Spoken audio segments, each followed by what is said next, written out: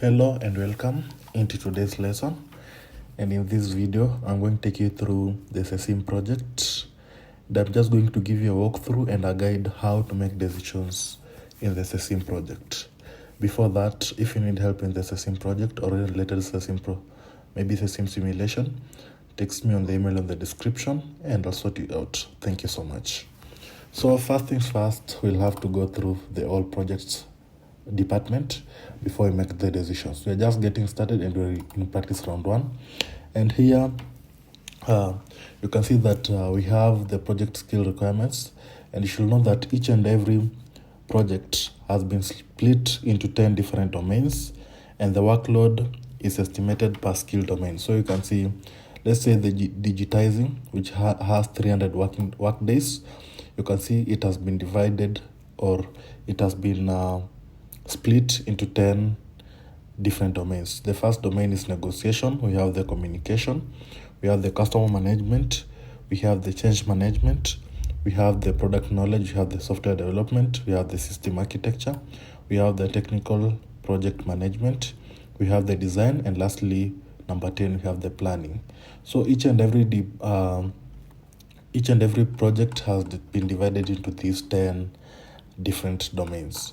So after knowing that, we have the second part, which is the skills.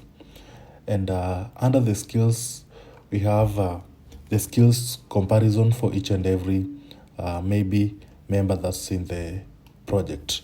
You as the project manager, you are the one with the project manager, and these 3 others are the players that you're going to work with, or are the members that you're going to work with. So down here you can see that each and every member in your company has a different impact, and you should know that they also have different performances. Let's say under negotiations, you can see that team member, let's say Victoria Fisher, has 1.01, and maybe under communication you can see Melissa Morris is the one who has 1.55. So they differ, and they have different skills in each and every domain.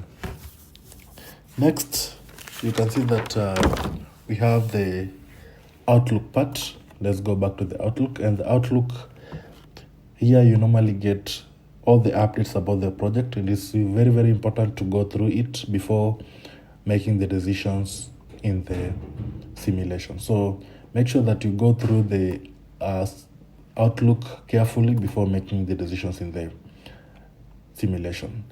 Next thing, or the next department, is the project map, which is very, very important. And we're going to start with the completed before round layer. Remember that we have different layers here, so we shall start with the first one, as I explained. The first one is the completed before current round, and here it simply means that basically under the project map, we have mapped all the tasks that belong to each and every project. So that let's say we have a program, let's say like the completed before current round. Remember that we haven't completed any round at the moment. We're just getting started. That's why we don't have anything here at the moment. So once we complete anything, it will appear here. Next is the current round decisions, and at the moment we are just getting started, as I've said. So we haven't made any decisions. Next is the dependency on projects, and the dependency on projects, this simply means, for example, task number 112, you can see that it requires task number 309. So this simply means that you need to complete task number 309 so that you can complete task number 112. And you should know that this simply means that we have so many sister projects in the company, so they need to be completed before you complete this task number 112.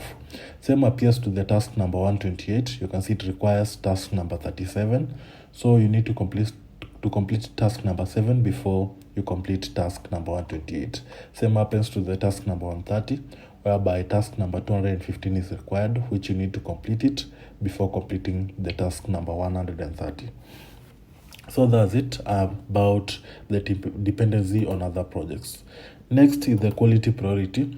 And under the quality priority, this is really important because the quality tasks are the ones that create value for the customers. your task will always be complete, or you always need to complete, you'll have to complete these tasks so that you can have a good quality score, and also so that you can have more quality points. And the more quality tasks you complete, the more quality points you get, and that means that the higher value creation you have from your program. So let's say if you complete task number 133, you can see the quality score is 1. If you complete task number 136, you can see the quality score is 3. If you complete task number 101, you can see also the quality score is 1. If you complete task number 123, you can see the quality score is 1. For the task number 139, the quality score will be 2. And for the task number 137, you can see that the quality score will be 1. 121, the quality score will be 2. 109, the quality score will be 1. 124, the quality score will be 2. So quality priority is one of the most important, because it's the one that's giving us marks or maybe quality points after each and every round.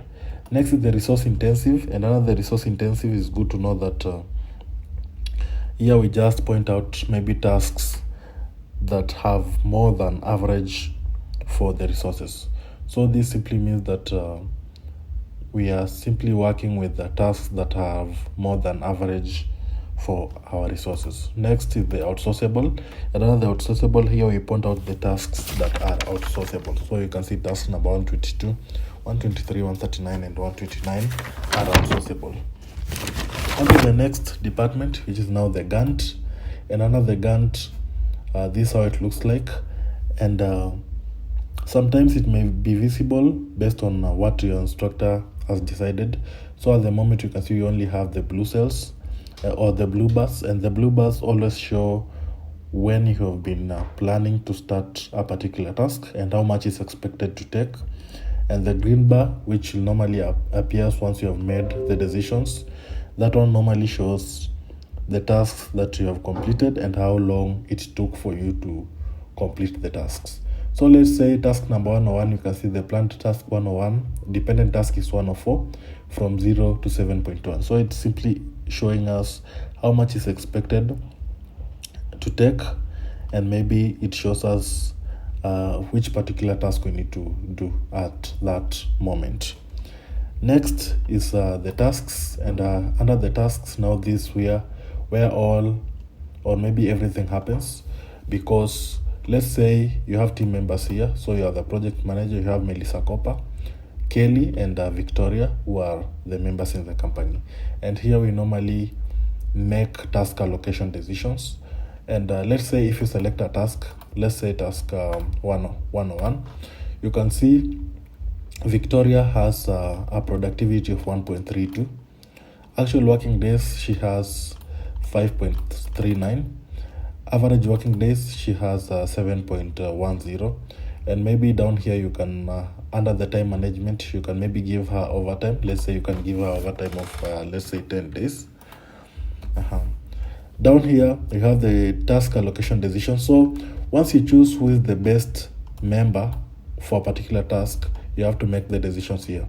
So let's say Victoria Howard, let's say for task number 102, she has a productivity of 1.34, average working days of 7.20. Corey Kelly has a 0.80 productivity for the same project or same task, average working days of 7.20. Melissa Copper has 1.09 as the productivity. So Victoria Howard is the one who's leading. So for the selected task number 102, we can give it to Victoria Howard because she's the best at that. So let's get maybe to the next task, which is 103. You can see that Victoria still has a productivity of 1.21, average working days of 7.70. Corey Kelly has 0.64 productivity. Melissa Copper has 1.09 productivity. So Victoria is also leading, so we can give her the second task for the 103. And after doing that, you can see the completed during round is yes, because she's performing better. And the average working days remaining is 7.2. Work days allocated is 5.4. So this means that Victoria Howard is the one who is maybe the best in the, or we are giving her the first priority for the task allocation for the task number 102 and 103. Let's say task number 104. You can see she has 1.36 productivity. Kelly has 0.66, Melissa Copper has 0.97. So still for the task number 104, we'll still give Victoria that task because she's doing best at it and the productivity is a bit higher than other members.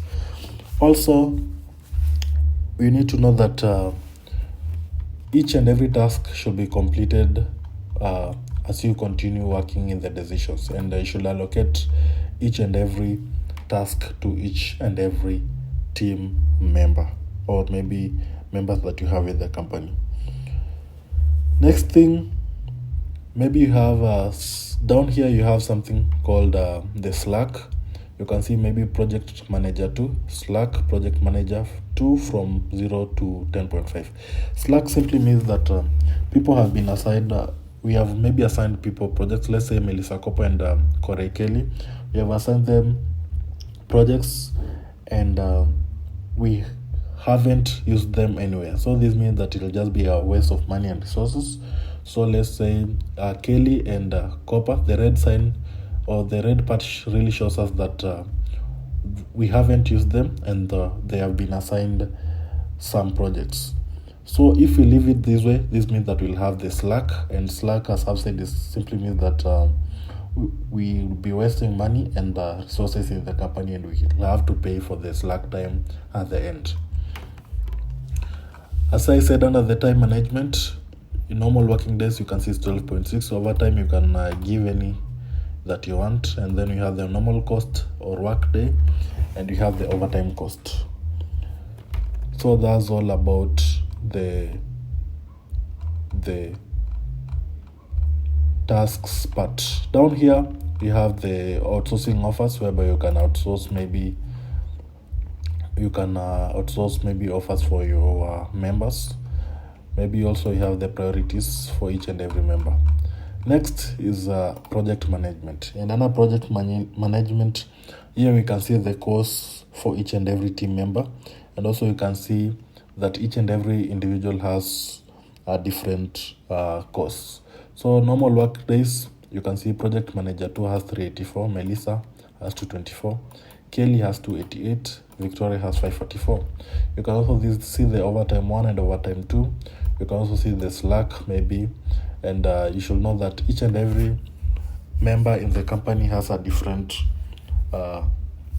course in the company. Work days available to team members, you can see maybe the normal work days that you have. Project manager 2 has 10.5, Melissa has 21, Kelly has 21, and Victoria has 12. You can also decide to give them overtime if you want.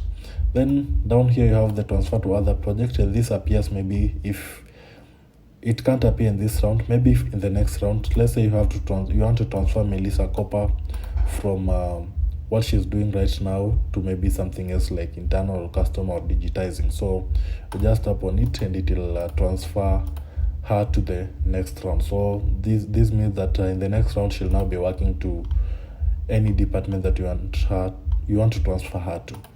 For Kelly also, you can transfer from her current department where she works or he works to the next. Let's say you want to give her digitizing. So this simply means that from the next round she'll appear or she'll be working under the digitizing department. So at the moment she'll not transfer at all. Next is the tracking part. And this page simply shows us how we are spending our money.